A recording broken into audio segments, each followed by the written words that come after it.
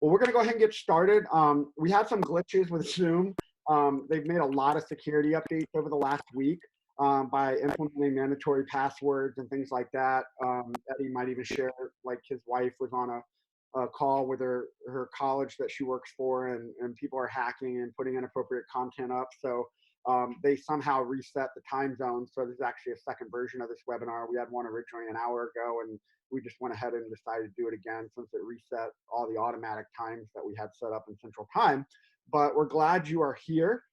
Again, if you're just joining us, put your name, where you're from in the chat box, and we're going to go ahead and get started. This is a quicker presentation. We will open it for some Q&A. I know many of you might already be using Zoom, but we have had a lot of questions about just some of the ins and outs of it. So I'm going to kind of just go through that really quick. But the first thing I really want to emphasize, and I hope everybody can see my screen. Eddie, can you see my screen? The first thing I want to emphasize is the whole goal of using a tool like Zoom, virtual meetings, virtual webinar, is so you can be an education company in the restoration industry. So many of your competitors out there are all about push marketing. You know, hey, call us at XYZ Restoration, XYZ Environmental Services. We can do this, this, this, and this. And they're just shoving it down your throat. This is an opportunity for you to be a true educational subject matter expert, like Eddie said, of what you can do as a company to help these businesses, especially in a time of crisis right now. I don't care you know, how well your ERPs or your emergency profiles, if you've done that before. No one was really prepared for what we're seeing right now. I mean, we're seeing a global shutdown with many businesses, many restaurants are not even open their doors in the last 2-3 weeks. And there's a lot of businesses that are innovating right now on the spot because they have those types of leaders. And I think right now, being in this industry, it's definitely putting it to the test of how resistant this type of industry is to a recession, because water, fire, mold, it's still happening in real time. But now we're in the initiative of, you know, potentially cleaning up or doing preventative cleaning in a lot of these facilities. Plus the liability, though, I mean, you can go in and clean a facility, but the next day a contaminated person can walk in and completely erase that work that's being done. So a lot of what ifs and a lot of uncertainty about what's happening. But what I can tell you is using your skill set, using your knowledge to be an education company in the restoration industry is going to be a key component to outlast your competitors in this space moving forward. So just to get a quick overview of Zoom real quick, Zoom is absolutely free if you want to sign up. There are different pricing points. If it is something you're going to use internally with your team and consistently, I would recommend going up to the pro account. But you know, go ahead and sign up and get familiar with it if you are not. I want to focus on the two emphasis of Zoom. So you have scheduled meetings and you have webinars. We're using the webinar format right now, which I like because you can invite a bunch of people to be a part of it. You can share your screen, which you can do on the meetings as well. But doing a scheduled meeting is more, if you have a relationship or you have a prospect that you've set a meeting up with, it allows that to be very one-on-one. And you can record it, you can share your screen, you can share data and documents and things like that. The webinar is great if you're trying to solicit people that you might not know, or maybe you want to speak to a bigger group of people, but it allows them to register with their emails. It allows them to get follow-up. You can do reminders and send an email out an hour and a day before, a week before, if you schedule it in advance. With that said, Zoom has made a lot of changes in the last week due to security protocols. And Eddie, if you want to share real quick what happened with your wife, you know, this is where we're seeing some of this. Before, like today, you just log in, click the link. Moving forward, we might be initiating a password to get into those meetings. But Eddie, you can kind of share what happened there if you'd like. So there's been a pretty big influx of people that are hacking into Zoom meetings. I got to witness this firsthand. My wife and I have a big upstairs living room where we have a dual office, and she was on a Zoom meeting with prospective new students. She's a department head for a college. And next thing you know, one of her colleagues tells her, "Hey, you need to stop sharing your screen." And there was a gentleman that had logged in that was playing pornographic images and videos via her Zoom and using racial slurs. She was able to locate him in the Zoom and kick him out of the meeting, but it was because it was a public Zoom format. So if you are, as we get into this on the ways to use Zoom and how it's going to be beneficial and how to do business, not only today in this time frame, but in moving forward, I think it's going to be the wave of the future in ways to be able to stay connected to not only the client base that you have now, but prospective clients. There's going to be times maybe that you're going to be sharing proprietary information. And if you're going to be sharing that information, it's going to be very important that you maintain necessary protocol and protection, either through password protection, not posting the link publicly, things like that, because there are hackers out there. And it doesn't just hack into the Zoom meeting. They can actually access through your account. They can actually access proprietary information hosted on your computer as well. Yeah, so it's a good point. So as you go through, basically when you log into Zoom, this is just going to kind of be a really quick screenshot, and then we'll kind of jump into the topics that you can be offering to teach people as well. But the first thing right here, when you go in, you'll see your profile, meetings, webinars, recordings, and settings. You would basically just click on meetings. You could schedule a new meeting. It'll have all your upcoming meetings. It also stores your previous meetings as well, so you can go back and reference them. Basically, it's very user-friendly and simple. You go through, you put in the time zone, the time of your meeting, a description of the meeting. Down there, you can put registration if you want to capture somebody's information. It's more popular on the webinar side, but I would definitely make it something to think about. You can also make it a reoccurring meeting. So if you have a set meeting every Monday at 10 a.m., you could actually just make it where it automatically populates that meeting and sends it out to that potential person. You'll see down here at the bottom where it says meeting password. Before, that wasn't automatically selected. Now Zoom has initiated that to be automatically selected every time you set up a meeting or webinar.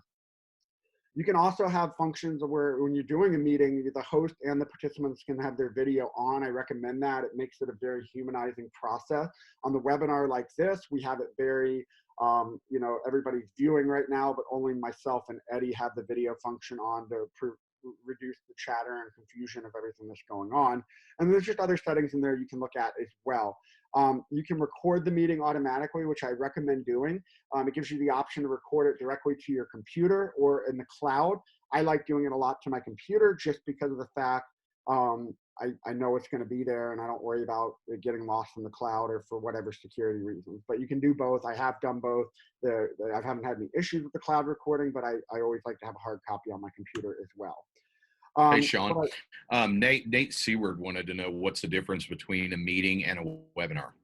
Yeah, so what I was saying a little bit earlier is the meeting is great if you're trying to meet with a group of people or your team, and it's going to be very conversational back and forth. So if you're asking a lot of questions, you want a real-time response, the meeting is going to be a much better format for that. And you can have several people on the meeting. Just remember, the more people you have on there, the more mics are going to be live. You're going to have to mute people in and out and things like that. But for smaller engagements, dealing with potential clients and prospects, the meeting is going to be great. The webinar is great if you want to put it out there, a lot like what we're doing today. And you can see here, we have 3 webinars coming up. These are great ways for people to put their email in there. You capture that data, you can remarket them, you can keep in touch with them, you can send them follow-ups from the webinar. So the webinar is more like if you're doing a presentation and then opening it up for that Q&A at the end, which you'll see in this format right here. We have Q&A boxes and chat boxes and all kinds of other things. You can do polls in here as well to kind of poll what's going on and what people are working on as well. So scheduling a webinar is just like scheduling a meeting. You basically just put in the information. It does give you a few more settings and options. You can actually have the panelists where they could be live on videos. I particularly don't like to do that because we have right now close to 30, 40 people on this segment of the webinar, and it can just get very cluttered very quickly. Every once in a while I'll use that feature. But you want to make sure you enable your Q&A. I turn the passwords off for this because we're the only ones sharing information. So if anybody did hack into this, I don't feel like there's anything. I mean, we wanted to make this open for everyone. So, there's not much they could do unless they start putting negative comments or questions in there. We would just block them on the spot. Now, one thing I love about the webinars is when you set your webinar up, you can go down to the bottom and it gives you links for people to register that you can post and promote and things like that.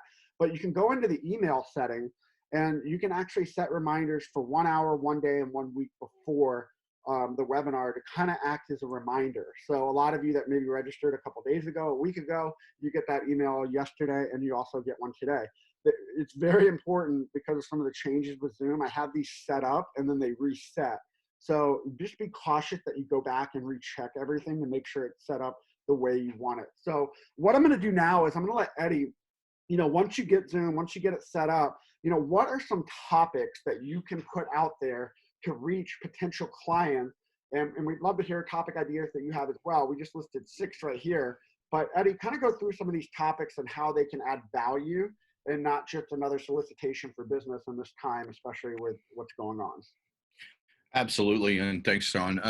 You're going to have to understand now, guys, that people have been inundated with COVID-19 cleanings, and I think it's important now that Sean and I's mantra is to out care and out educate, and that's really why we have had the high level of success that we had in the restoration industry before going into the digital marketing side. When you look at this situation for understanding, part of that education is understanding all the protocol that is involved in COVID-19 cleaning. You're going to have, what categories that you have to understand in the cleaning. A Cat 1 is going to be preventative measure cleaning only. Cat 2 is there is a suspected case but not verified. And Cat 3 is that there's a verified source of COVID-19, which by CDC standards states that at this point, you need to have either some OSHA certification or HAZWOPER certification and follow IICRC standard for bloodborne pathogen. So understanding the nuances between what levels there are is going to be an educational format that you can provide to clients, especially immediate gratification verticals such as grocery stores, pharmacies, restaurants, assisted living, daycares, things like that. So it's again about using these to reach out and engage people that are a captive audience now. Now more than ever, you can have their undivided attention by scheduling webinars and trainings with existing clients, like, say, for example, your insurance agents, providing emergency preparedness, things like that, being able to sit down with them and their producers. I mean, there's only so much Netflix and things like that that you can watch.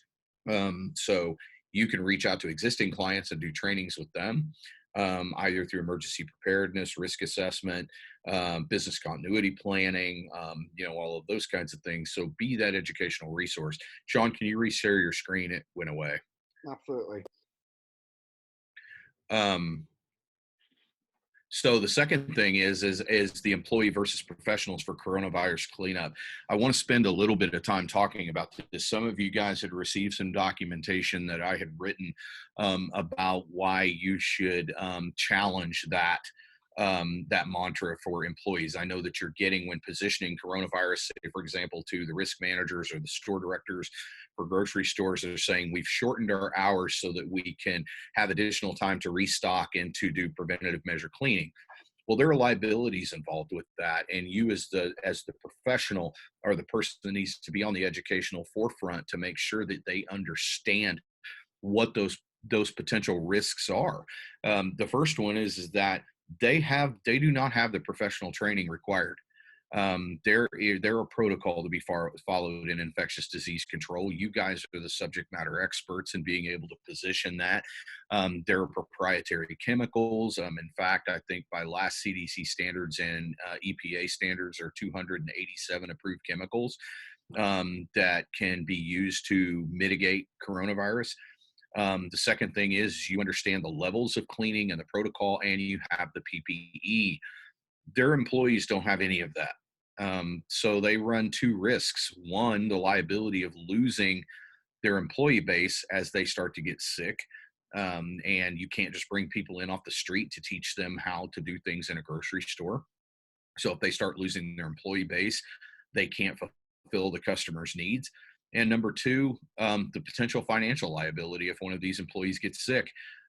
We saw that firsthand here in Tulsa, Oklahoma. There is a huge convenience store chain named Quick Trip, and one of their 21-year-old workers just died from COVID-19 exposure, cleaning, and all of that. So there is a potential class action lawsuit from the family that is going to happen against Quick Trip Corporation. And how many of those can these potential verticals risk having?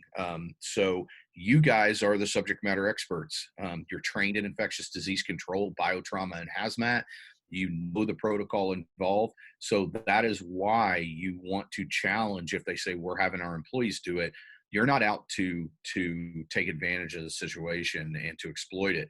It's no different than a heart surgeon performing a heart surgery. You're not going to walk into that doctor's office and say, hey, get out of the way, doc. I'm going to go ahead and do this heart surgery for you. He does it because he's trained and he knows what he's doing. Same thing for you. And that is how you should be positioning COVID-19 cleanup is we leave the cleaning to the experts, the people that deal with this, that are prepared for it and that can do this stuff because we do it every day. You can do stuff on emergency preparedness because I firmly believe that if you fail to plan, you're planning to fail. What differentiates you from from your competitors? How about education on the water side? About why, if you walk into some little old lady's house and she's had 10 square feet of hardwood flooring that was affected from a dishwasher leak, and she mopped it up with her towel, but why does she need to use a company like yours?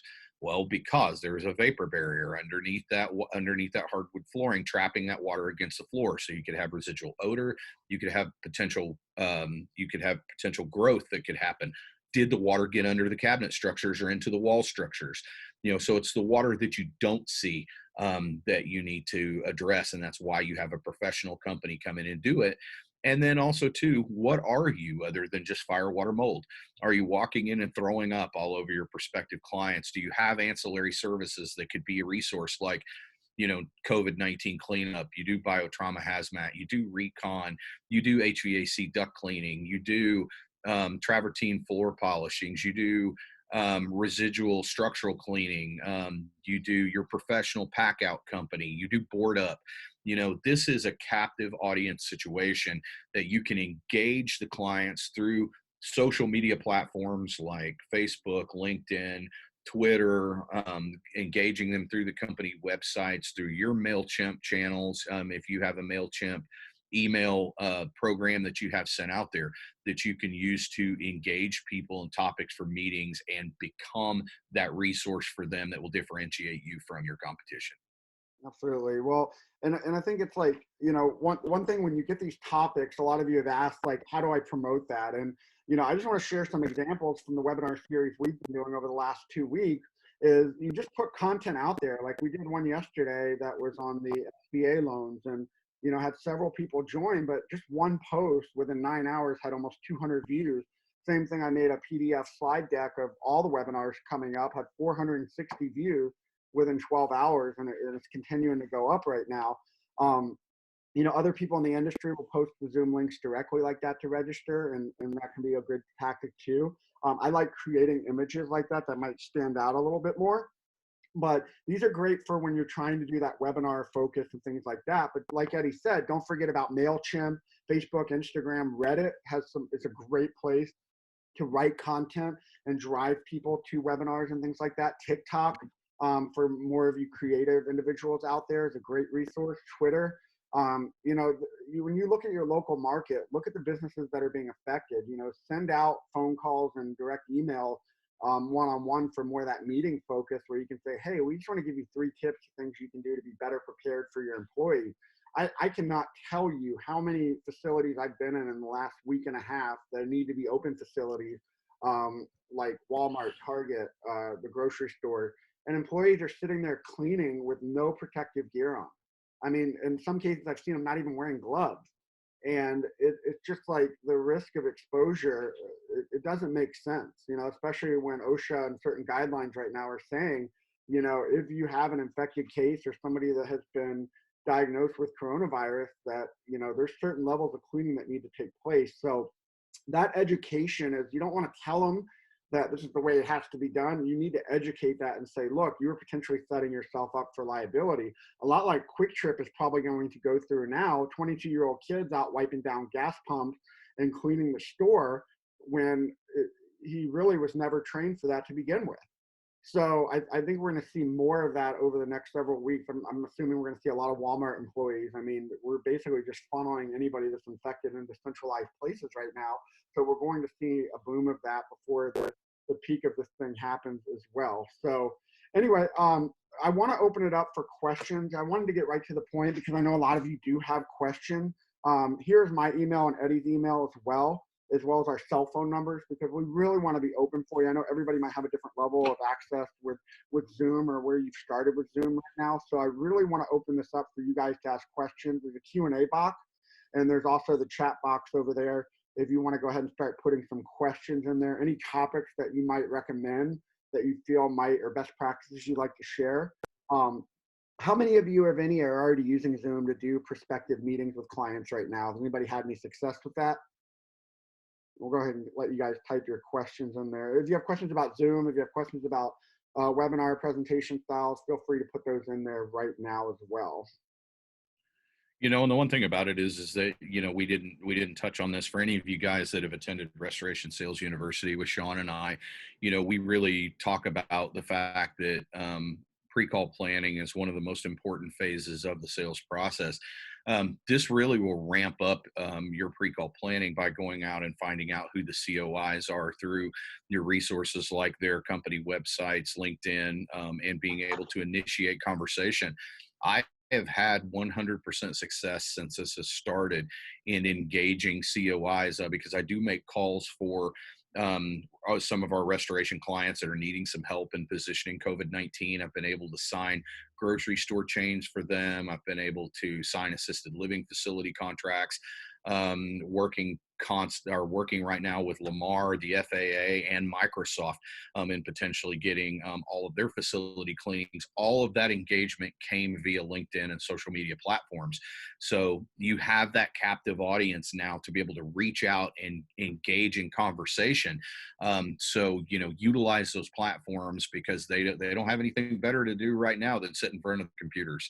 So, you know, make sure that you are reaching out and trying to engage. Great. Let me see. Amanda said they use Zoom Room to do meetings for all the offices. That's fantastic. Nicole said, I've heard about people doing a trivia with clients on Zoom. Would I do a webinar? Yeah, I mean, I think you could absolutely do that in a webinar fashion. What's great about that is you can actually set up polls and put in questions and answers and things like that. And you can actually see who answers what and things like that. So there are some creative things you could do there if you want to go out there and be a little more creative with clients and do something fun. Especially now, a lot of people working from home, they are getting bored. So I don't think there's anything wrong with getting creative and going that route. Just make sure that you can tie in some educational practices, and maybe you make all the trivia about, you know, proper cleaning protocols. You can pull resources and questions right from the CDC, have the answers there. You can document all of those questions. Make sure when you're talking about infectious disease cleanup that you are documenting sources. We have seen restoration companies out there doing guaranteed COVID-19 cleanup. That it will set you up for a mountain of liability issues if you want to go down that route. And I think it's a horrible practice. I think companies that are claiming things like that should be thrown in jail right now. That is a health issue, and it's completely inappropriate. I mean, you guys can do the best cleaning in the world. The minute a contaminated person comes into that facility, it can reinfect that facility immediately. Who do I ask if I want to market COVID cleaning to the Walmart and Costco's of the world? Good question. So the Walmart and Costco, I do know that Costco has a national agreement in place with ServPro. I know that for a fact. Walmart, I'm not for positive sure. At one point in time, they did have their own disaster recovery team and mitigation department, much like Dollar General. I know they have since moved away from that. I've heard of restoration companies doing cleanups for Walmarts on the local level, but of course you would be in Bentonville, Arkansas, talking either to the risk manager or the president of facilities for Walmart if you're trying to land the whole kit and caboodle.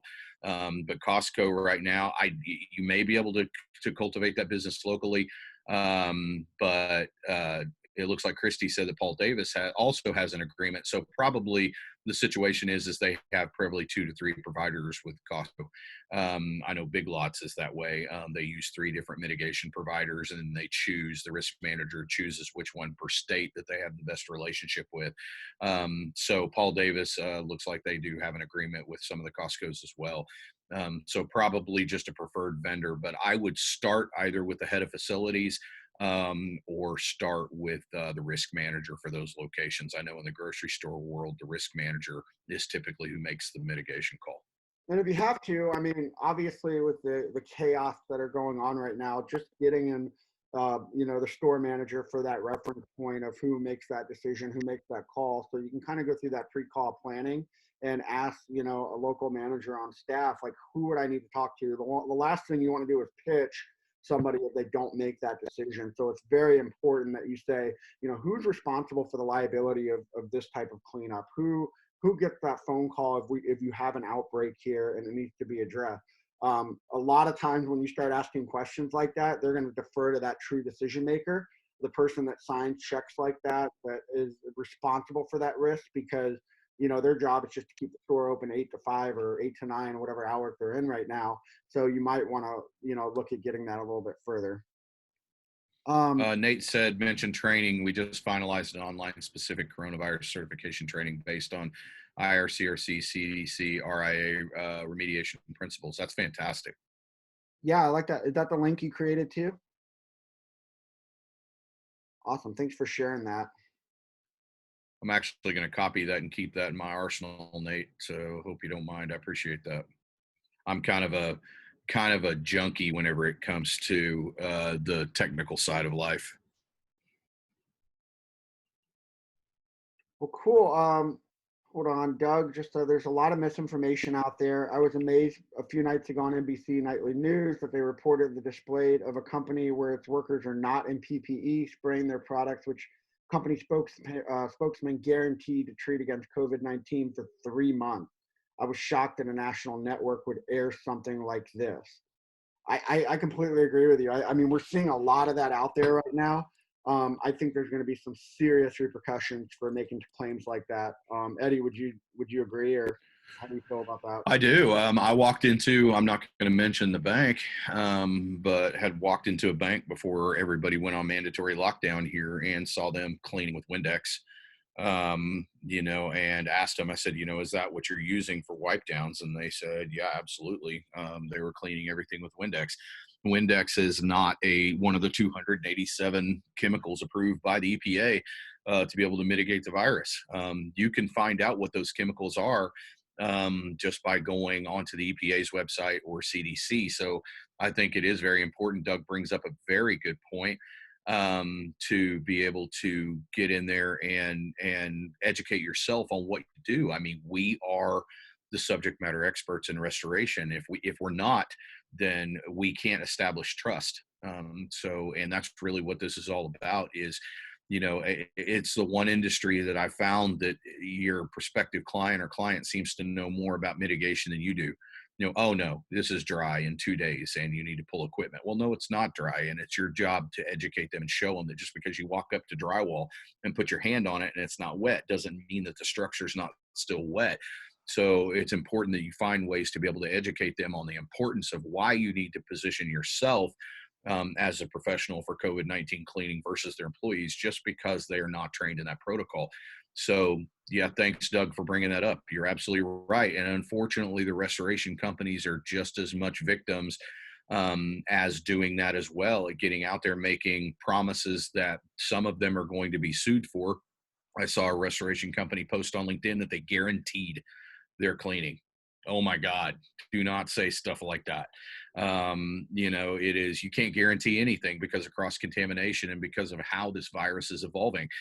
So it's very important that you watch your verbiage, that you stay smart, hungry, and humble, and get out there, operate with a servant's heart, and be that educational resource that in these uncertain times people desperately need.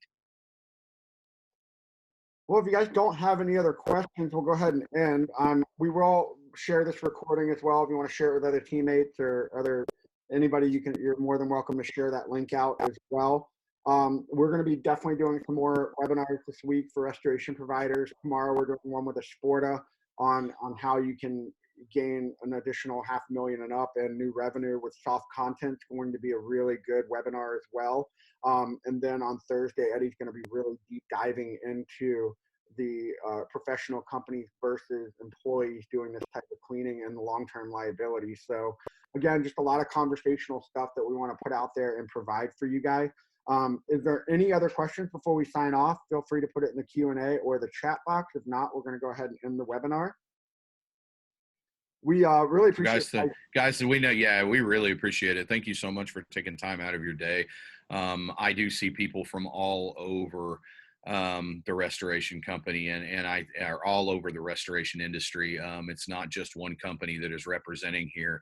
And, I love community and colleagues. I think that is absolutely fantastic. So there's enough work out there right now for everyone. And if anything, we all need to join together to go help a very scared and hurting nation. So thank you guys for being on the front lines. We really appreciate you guys taking time out of your day to learn how to be better. And if there's anything that you think we can improve on, shoot us an email real quick so that we can grow and learn from you as well. Yeah, absolutely. And we're an open book for you guys. So feel free to reach out, email, call us at any time. And we'd be more than happy to help you. So we appreciate you guys again. Oh, thank you, Clayton Berry. Just a nice job. Appreciate that. But no, you guys, like I said, if you have any questions, feel free to reach out to us. We will send a replay of this out to you so you can actually go back and rewatch it, as well as a link to the upcoming webinars as well. So hope you guys are having a great week. Appreciate the comments coming in, and we'll talk to you guys soon.